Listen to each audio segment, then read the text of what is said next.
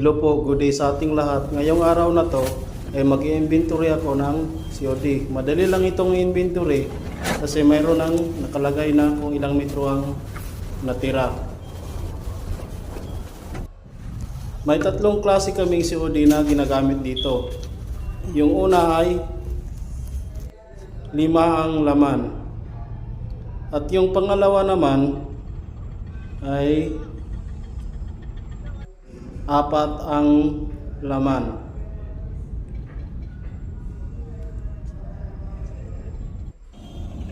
At yung pangatlo ay walang laman. Madali lang itong i-identify kung ilan yung laman ng COD sa pamamagitan ng COD cup. Pag black ang kulay, ibig sabihin 5 ang laman. Kapag naman green ang kulay, ibig sabihin ay 4 ang laman. Ang tawag pala dito ay COD cup. Ito ang ginagamit namin upang hindi mapasukan ng lupa o anumang object sa loob ng COD.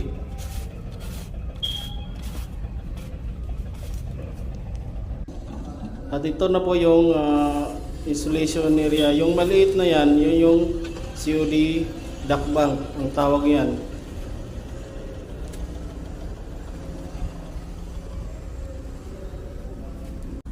At itong malaki na to, ang tawag dito ay EDB or Electrical Duct Bank.